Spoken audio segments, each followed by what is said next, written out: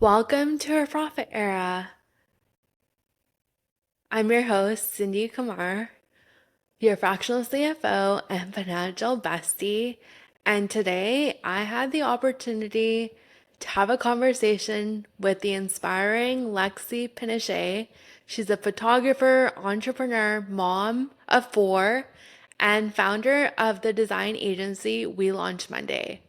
She also runs her own podcast called Rich as a Mother. Lexie's journey is nothing short of electrifying. She became a resilient single mother at just 18, and since then, she's turned her vision into two thriving creative ventures that empower women to build brands that match their value. On today's episode, we're talking about how she built her business empire, how she manages her time with four kids, and sharing her hustle and authenticity and what it means to rise. So let's get into it. Hi, Lexie. Thank you for joining me on her Wealthy Mindset today. Hi, yes, thank you for having me. Could you share a little bit about yourself and how you support your clients? Okay, yes, absolutely. So I am a brand strategist and website designer. I own an agency called We Launch Monday, and we help entrepreneurs become the experts, the undeniable authority in their industry, and we do this through helping them turn their business into a brand that you know, um, presents them as like I said, the expert, like a sought after brand so they can raise their rates and attract like high paying clients and then sell with confidence. So that's what we do over at my agency. And then I also run a podcast called Rich as a Mother, which we'll talk more about, but I have four kids and I own have started and own multiple service-based businesses and while having and growing my family. So I have four kids, and I started Rich as a Mother so that I can help support women and equip them to be successful in entrepreneurship, but then also just balance life as a mom. Are there like any specific challenges that come up with like balancing being a mom and then trying to run a business as well? I know like mom guilt is like a huge thing. Yeah, so there are tons and tons and tons of things that come up in challenges with running a business and balancing my kids are so I have four kids and they're all in very different stages of life. And so I have my oldest daughter is 15 and then my younger three are 2, 4, and 6. And Oh, so wow. lots of different variety and stages of life. I have two boys and two girls.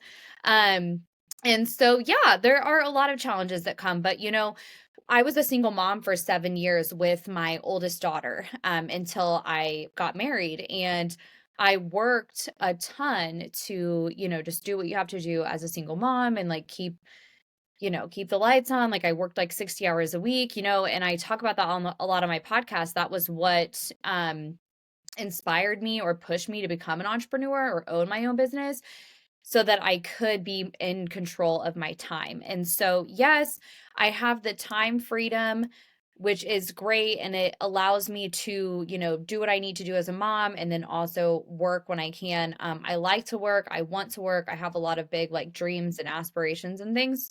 Um, but it's like an ever changing thing. It's constantly just like, you know, when the kids' schedules, they just change from being in school to being at home. A couple of them are home with me full time, but when when like I said, their schedules change. They're in school all day, and then now they're home all day. Like you just have to kind of shift Yeah. things around constantly. And then when something isn't working, like I'm a problem solver, and so I typically just sorry, I'm getting a call. I don't know if that's vibrating. That's okay. You just move and problem solve as you go. So there's never this feeling or this a time where you get to a place to where it's going to work forever. Like you just have to change as the seasons change or as their needs change. And so, for example, I was working during the day while they were at school, and now I work like 5 a.m. to noon. So then I can be off with them in the afternoons and go to the pool and stuff like that. But yeah, I mean, lots of challenges, but lots of pros when you have control of your time. Yeah, that totally makes sense. Do you have any like things that you have to hold back on, like traveling for work? I know you're speaking at Rich Girl. Is that Yeah, something you have to yes, kind of like double think and like figure out with your kids 100%. first before you commit to Yeah, these kind of things? and so one thing that I've talked about on my podcast, and I just talk about a lot in my brand as well, is what do you want your business to look like, and setting yourself up so that your offers or your services or whatever you're doing within your business aligns with the life that you want. And so there are a lot of things that I don't do within my agency. Like, for example, I have a lot of background in creative direction, and I could, start a big agency or be traveling and be like an on-site creative director. Like, there are a lot of things that I could do, but that I just Yeah. don't do and don't want to do because that would require me to travel so much. And so I do travel. Like you said, like I am going to New York to speak at Rich Girl. I'm also going to the Mastermind. Are you going in June No, I to won't be that? able to make that one. Oh, bummer. Yeah, so I am going. So, yeah, I mean, like I do things, and I think it's important for our kids to see us getting out there and, kind of just getting out, because that's been transformational for me as an entrepreneur, is just, getting out of my comfort zone, going and networking, meeting new people. Um, and that is where growth, like you grow, exponentially in situations like that. And so, yes, I do those things, but not on like a consistent basis. And so I'm really careful about how much I do that, how often, and, all those good things. How is like the startup like of building your business while having kids? Like, were you still working full time as well, or you kind of like just made the pivot? Yeah, so probably a unique story about me is that I again, like I said, I was a single mom, and so I was working full time. I married my husband in 2017, but he still had 2 years left of college, and we also had what was my second child in our first year of marriage. And so Oh, during that wow, so time is when busy. I was also when I was also transitioning from being a creative director at a marketing agency to going into the first business that I started was like to be a luxury wedding photographer. And so I was a full-time wedding photographer for 7 years. And you would think like, okay, you're married now and you can, you have like another income to help you while you make that jump. But I didn't have that. I actually just increased the amount of people that I was supporting Yeah. from, just my daughter and I to like my husband and then our second child. And so, yeah, that was kind of a wild time. And so I think there was about a year, so I was like kind of thinking about things and doing some research and just kind of learning. And then there was about 6 months to where I just went like full speed ahead. And it was actually the last 6 months of my pregnancy with my son. So where I was like, okay, by the time I have my son, I'm going to be full time. I'm not coming back to the office. And so I had like 6 months to where I was growing a human and then also growing a business, working full Wow. time, taking care of my daughter, and then, supporting my husband while he was in his college program, and then building a business like at night, building my website and all that good stuff. And so yeah, it was kind of crazy, but I think that having kids is one advantage. Like it makes it maybe harder, but I don't know that if I didn't have kids and didn't want that work-life balance or that freedom, if I would have ever made that jump. And so it definitely like pushed me.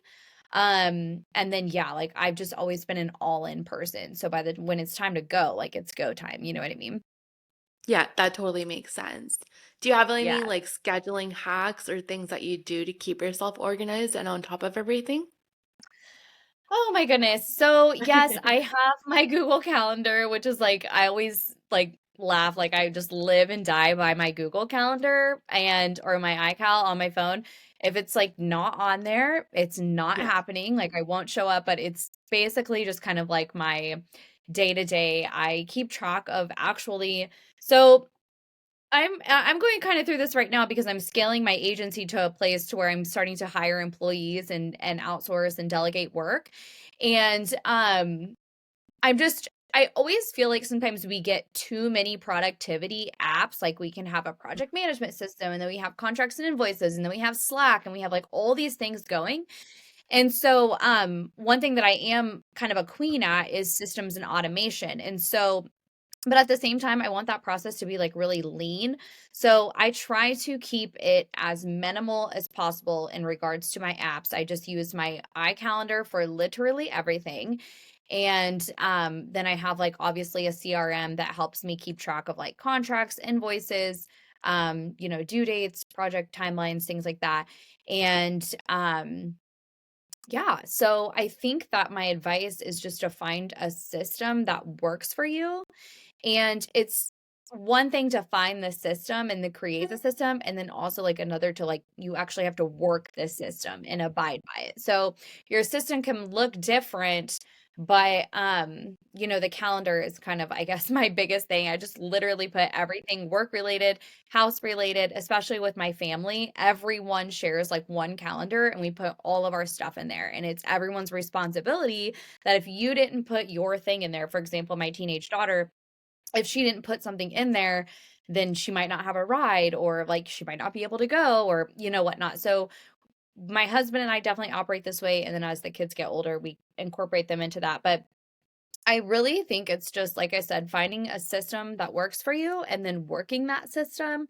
And, just trying to, I guess my productivity hack is just to problem solve. Like if something's not working, tear it down, work backwards, and figure out why it's not working and what you can do to fix that. And I apply that in my business and in my personal life all the time. If I start, you know, for example, I already talked about this, but my kids' summer schedule, they're home and I want to be present with them, but am in one of the busiest seasons of my business because I'm building new offers and I just launched a podcast and I'm scaling my agency. And so making sure I get that amount of time in, I go to bed early, I get up really early, and then I'm available for them during the day. So not like a hack per se, but just to always be analyzing the situation. Are there certain days where you're just like, I'm not working? Or do you feel like you're working like every single day, but it's like 3 hours here, 4 hours there, around like your kid's schedule? Yeah, I think that there are definitely days where I'm like, I'm not working. But that goes in seasons. There are seasons where I'm busier, and then there are seasons where I'm not. And so I think you just have to, you know, have an overall plan and an overall business that supports the life that you want, but then also know that there are going to be times where you're working more and times where you're working less. So, yes, there are definitely days, not recently, because like I just said, I'm in a big growth season. But yeah, there are certainly days to where I'm just like, I'm not working or, I'm taking the afternoon off or whatever. There's plenty of those. But then that night I also might be working late or whatever. So it's just again goes back to having that freedom to, yes, I still work just as much. But I'm able to not work when I don't want to. Yeah, just having that flexibility. Yeah, for sure. I think that's the most How do you important like thing. prioritize like taking care of yourself with like taking care of your kids, running the business? Do you often find that you're putting yourself last? Yeah, I do, actually, and that's, like, a big goal of mine. So, I found myself just within my agency. So if you run a service-based business, you are trading time for money, and, you obviously, that's not how you scale to hit big incomes, but, in the beginning stages, so I launched my agency last year. So I just been in business an entire year, May 31st, and it was kind of just a season to where I was like, okay, again, I said I was a wedding photographer, and my husband and I used to do that business full time together. And so we would be photographing 30 to 40 weddings every year. And we knew that that wasn't forever. We didn't really have like a backup plan or a plan B, but we knew that that was not forever. But it was really great while our kids were young. And then we started realizing like, hey, we kind of need our weekends back and whatever. And I'm like a fast mover. Once I make a decision, which we always say in the industry of like success loves speed, so I just like will pull the plug. And so I did go through a season of like, what am I going to do? I knew I wanted to go back to helping people with their businesses in some sort of marketing or creative fashion.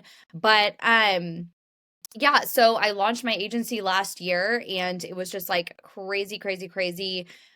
year of just figuring out. But again, it just goes back to having that concept and self-awareness of, this is the season that I am in, or is this a problem that needs to be solved? Like, am I working a lot temporarily, or am I starting to get to a place to where I can no longer operate this way because it's starting to like affect my health, which is does happen. And I have found myself even in that recently. Just because again, I'm in a big season of growth, and you find yourself not getting enough sleep, or not, just taking on too much. And so time to problem solve, which is why I've hired employees and started to scale my business in a different way. At the beginning, was it just you trying to do it like everything, or did you have support from the beginning? No, it's always been, yeah, it was just me, both businesses that I started. So I just mentioned that my husband and I shot weddings together. So for the first 3 years of me as a wedding photographer, it was just myself. And then in 2020, he joined me and became a wedding videographer. And so we were able to kind of split the tasks at that point.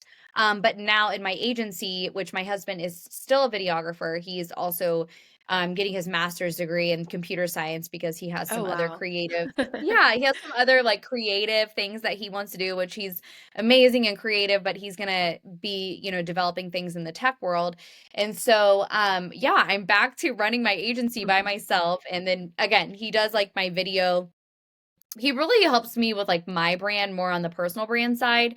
But he does any video or like editing or anything you see, he definitely does all that. So I have help and support in that area. But as far as knowing what to do, or your day-to-day operations, or dealing with clients, or marketing, or just like, the overall, like it's all me. And yeah, so I think it's important to just, again, I've kind of said this, to just realize when you do need help and then start to outsource that way for sure.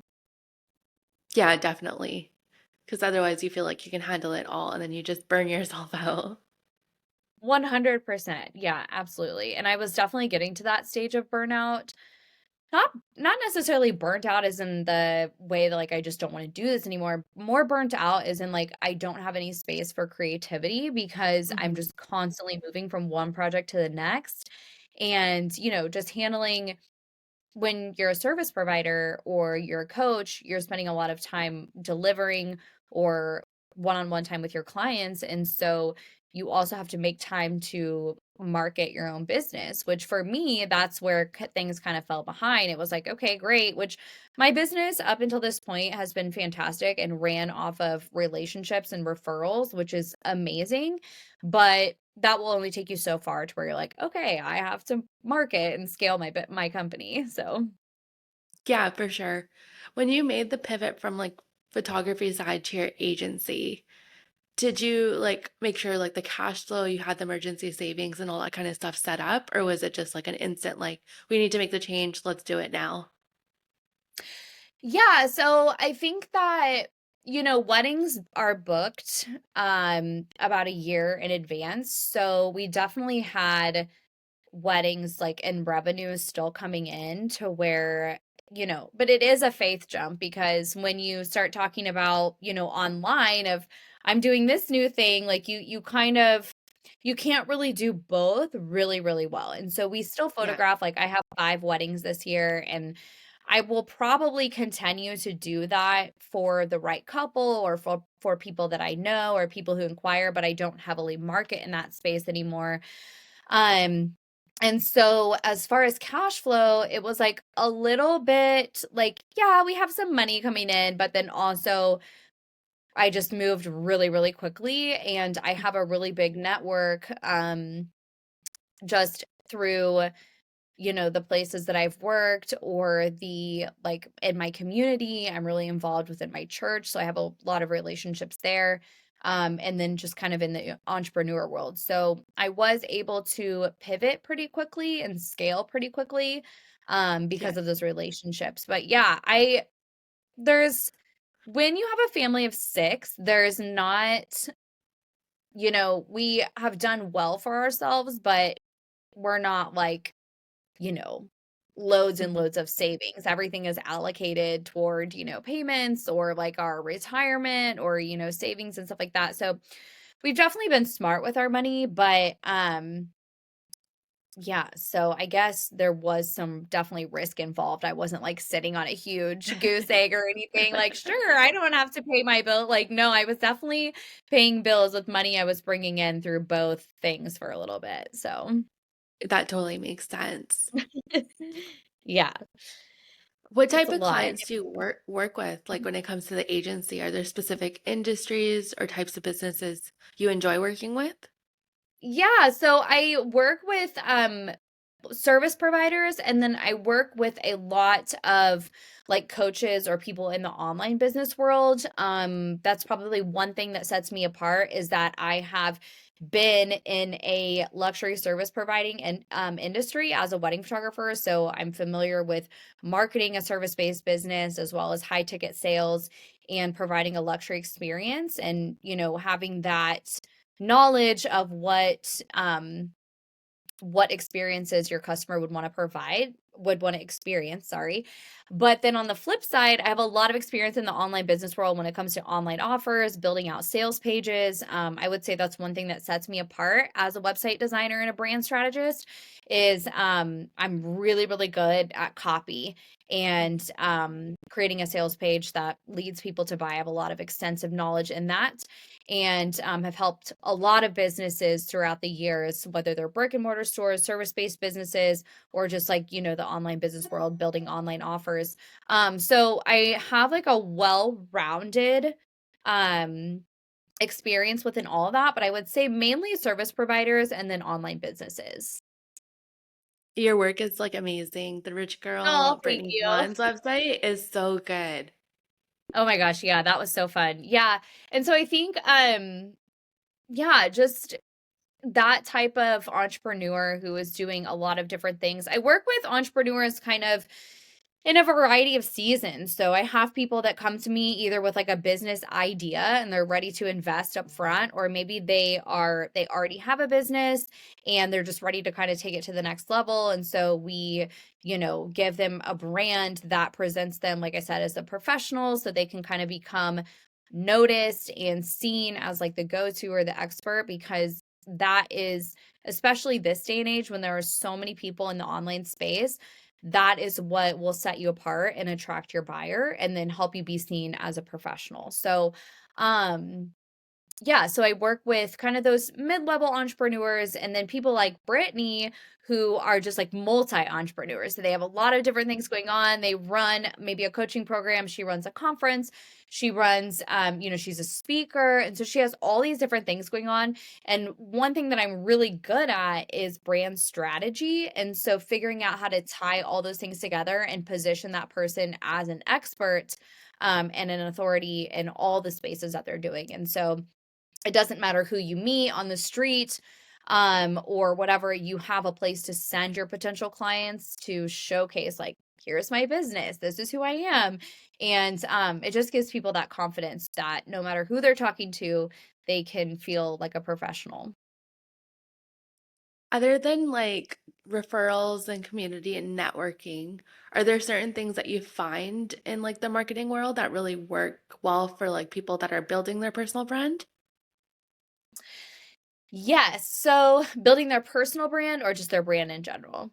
I guess both. Both. Yeah. So marketing. So, when you want to succeed in marketing, you first have to be really confident in your product and know who you are and what you're selling and how to position that within the market. Um, and positioning is basically, what makes you different, what sets you apart, how are you going to present yourself? So that's positioning. And then what is your messaging? So what are the words that you use to attract your ideal buyer or attract, you know, present yourself verbally? Like what are the words you use and how do you articulate what you do and the value that you bring within the service that you provide or the offer that you have? And I find that once people understand this, marketing is so much easier. So whether you're marketing if you understand, like I said, your brand strategy, which are all the things we just talked about, how to communicate about your product, then marketing comes easy to you in every space. So whether that's through your social media content or through an ad or through your podcast or through radio, like if you know the words to use to sell your product and how to communicate about that, then I think that's the most important thing in marketing because so many people skip that and then they're stuck. They're like, what do I say in my content? What do I do? What do I put on my website? What do I tell these people to close the sale? You have to be able to articulate that. And I think that is just like a staple of my brand and what I do and why I'm so good at strategy because I started out as just brand and website design. And I figured out what makes me different is that strategy piece that I incorporate and walk my clients through. So then they know what words and what to say and how to communicate everywhere, whether that's in person, on social media, on their website, everywhere. Email's a big thing too. So it's always like with email, it's like heavy writing. It's like, what do I say? If you do that strategy piece first, you are going to feel so much better and have so much more fun marketing your business.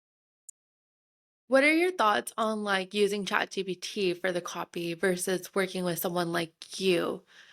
And the person like using ChatGPT isn't really clear on like who their ideal audience is, and they're just kind of winging it, and like whatever ChatGPT says, it's like just copy and paste. You hit the nail on the head right there because ChatGPT is so good and so useful in like so many different ways, but you have to know how to qualify it. You have to know how to qualify it as good or bad. And if you don't know and you're just like, for one, if you're using the free version of ChatGPT or you can't accurately or, adequately describe what you do and what problem you need ChatGPT to solve for you, then you're just going to be shooting in the dark and you're just going to receive back very generic answers. And if you use that, then you're going to sound like everybody else or Mhm. sound really confusing because maybe ChatGPT didn't give you the right information because you don't ask the right questions. So you have to know that's why prompts are really, really big right now because um I use ChatGPT every single day. But I use Yeah. ChatGPT in a way to not answer my questions that it's not giving me information that I don't already know how to do or that I couldn't do myself. It's just making me faster because it's giving me ideas, it's giving me maybe verbiage or things that I would take me hours to think through. Like when I used to write website copy before ChatGPT or like social media posts, I constantly would use like the thesaurus or like just different like looking up different like synonyms or whatever Yeah. and I can't actually I'm just realizing like I haven't done that in so long because I haven't needed to. Or there's also another business or a website that's called like words related or like related to something like that, and I used to use that all the time just to like jog my brain and come up with different verbiage, but Yeah. with ChatGPT it can just do that for you. But the key again is you have to be able to qualify that information as good information or bad information. So, yeah, that is why if you're not an expert in the topic, you can use ChatGPT, but you won't get back the quality that you would working with a professional. So tailoring more of that message to make it sound like you and what you actually want.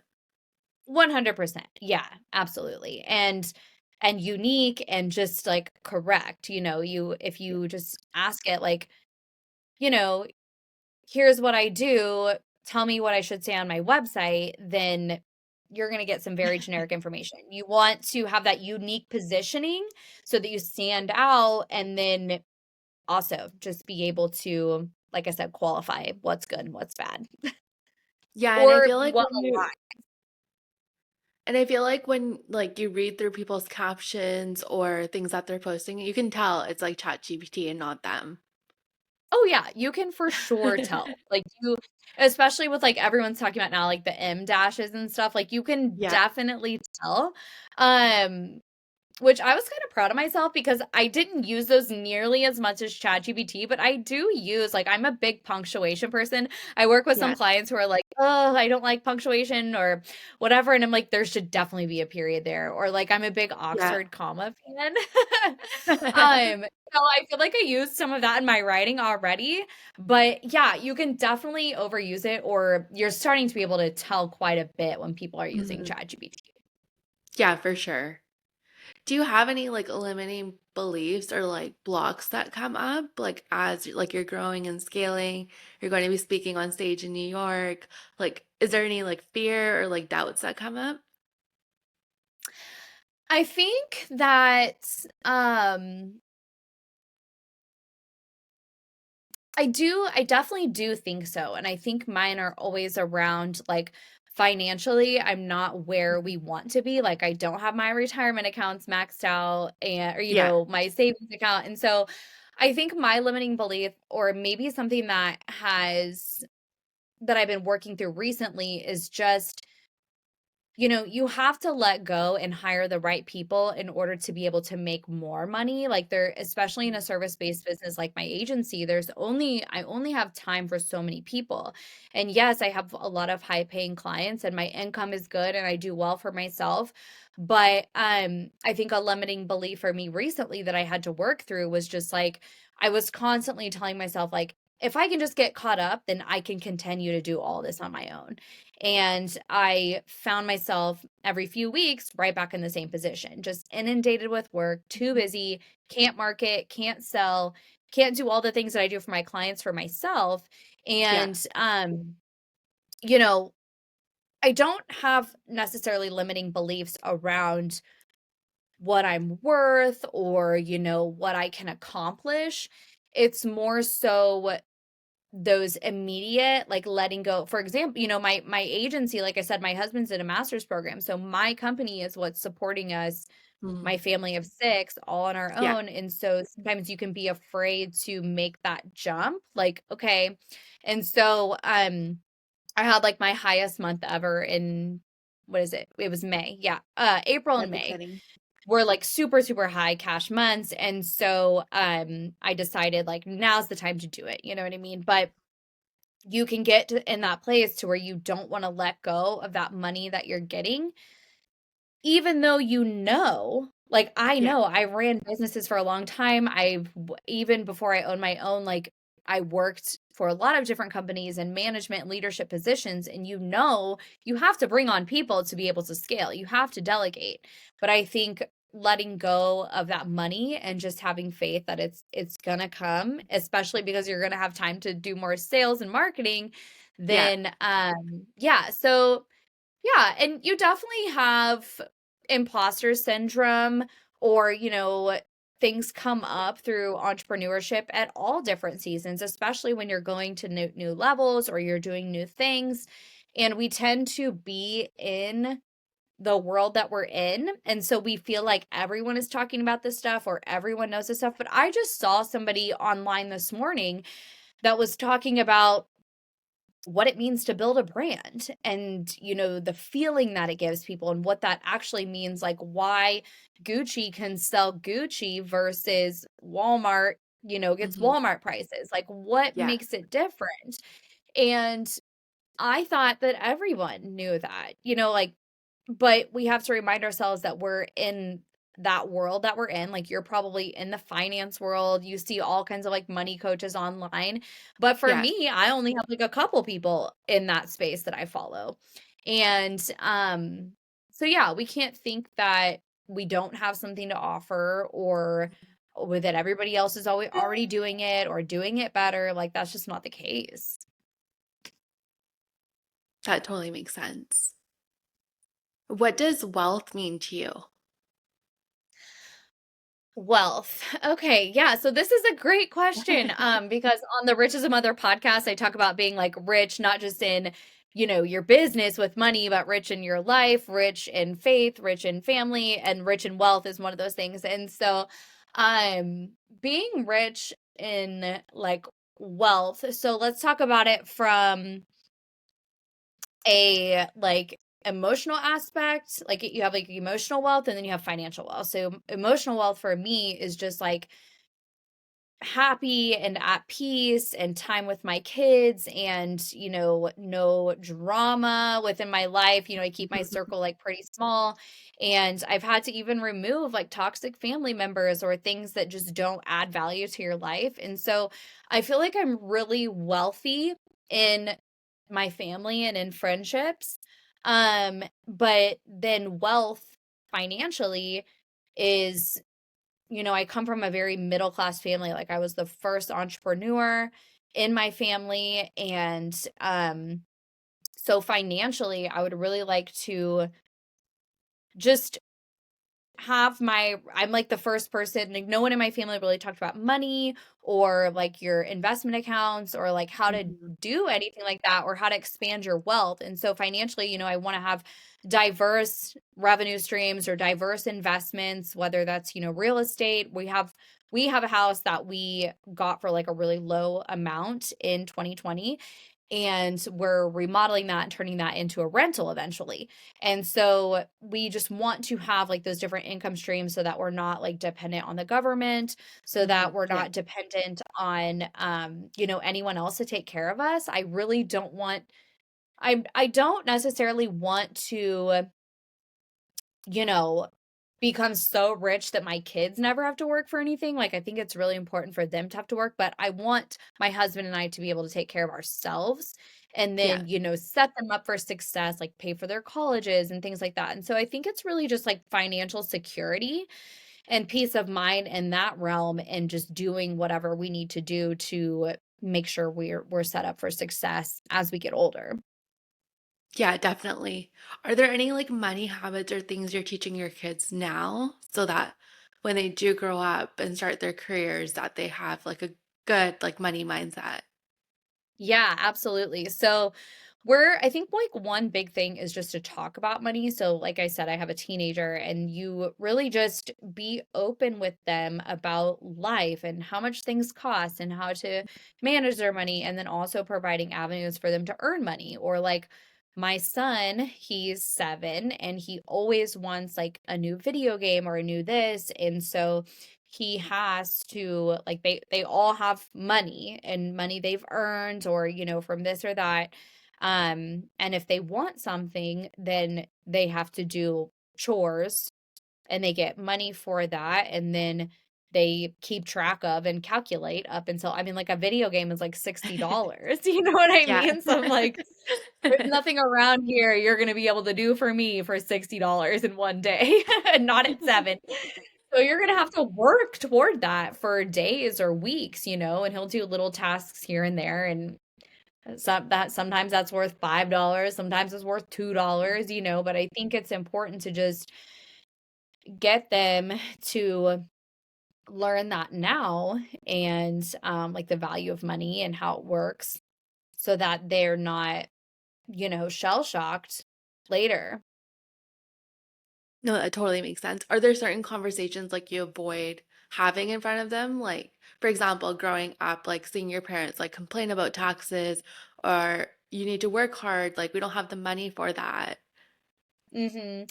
I mean, I think those are all things um, that I have said and probably believe. Like, you do have Yeah. to work hard if you want a certain life, and so, there's not really anything that we, like, shy away. I think they just have to kn I have the mindset of, like, you cannot complain, like, for taxes example, like, it is the way that it is, you know what I Yeah. mean? You just have to almost play the game of life to get to where you wanna be. You can complain about it, you can hate that it's that way, but, my husband has this is a good example, my husband has a teaching degree, and he went to school to be a music educator, and when he graduated, when we were married, when we like, shortly after we were married, he graduated, and that career pays, like, $35,000 a year, and there's no way that you can support a family on that, and so he's worked really hard to, like I said, he's going back and getting his master's degree because some of the creative projects he could do, um, specifically in, like, the, like, software development, like, he could do those things with no degree, but the way that the world works, like, we have a family of 6 to provide for, and Yeah. so he's made some decisions to put him in a place to where he can make really good money while also doing these creative projects on the side, but you can't just go through life and think that you can live on just such a small amount of money. We have a lot of people in our that are close to us or in our inner circle that are not kind of in that they're not in that like entrepreneur or like growth mindset Yeah. world, and they don't know anything about like investments or probably a lot of the things you're an expert at. They just don't even work toward that. And so I think, myself and my husband have done a really good job just to make sure that we don't become victims of that situation or, set our own selves up for failure. We take responsibility Yeah. for making sure we don't end up in that situation. That totally makes sense. I think Yeah. just like really thinking about like the big picture of what you want in life. Mhm.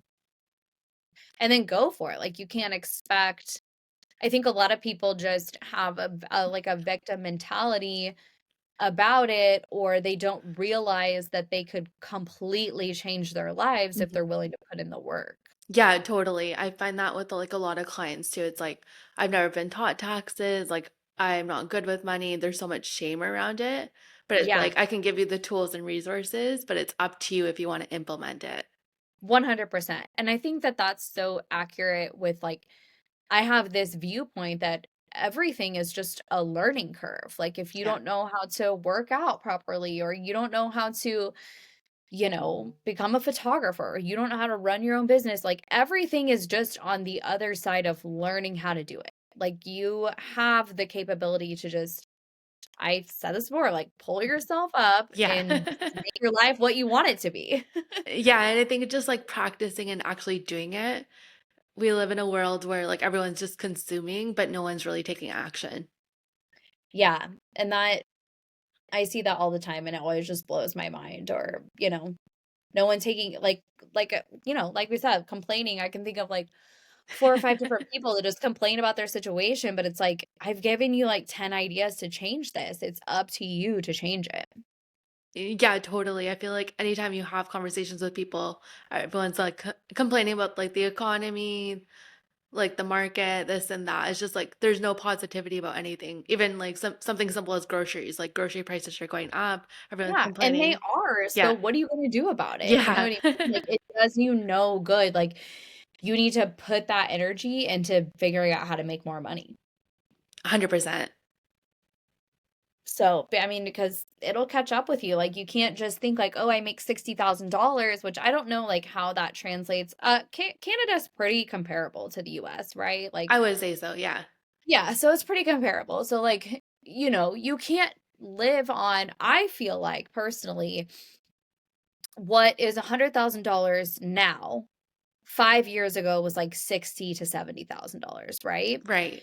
And I feel like 5 years ago, like 60 to 70 was like average. Okay, like if both people are making that amount of money in your household, then you guys will be like, maybe like, all right, can pay your bills and maybe invest the bare minimum into like a Roth IRA or whatever. Yeah. But now it's like, if you're making that much, you're way behind. Like, there's no way that you're gonna be able to, fix your situation. And so I think people just like don't do anything about it. And Yeah, it's gonna totally. catch up to them in the long run for sure. What's the best way for our audience to connect with you? You can visit me on my Instagram at Lexie Penichet. I am in the process of building a new website for myself, but you can visit welaunchmonday.com and send an inquiry through there, or send me a DM. You can also listen to the Rich as a Mother podcast on Spotify. I need to get it up on Apple, but I just haven't done that yet. I know it's like really easy, it just hasn't happened. But, it's on Spotify, and yeah, so Instagram or my website, DM me if you need anything. My DMs are always open. I'm here for questions or, anything like that. I'm here to help. And I'll share all of Lexi's details in the show notes as Yeah, well. yeah.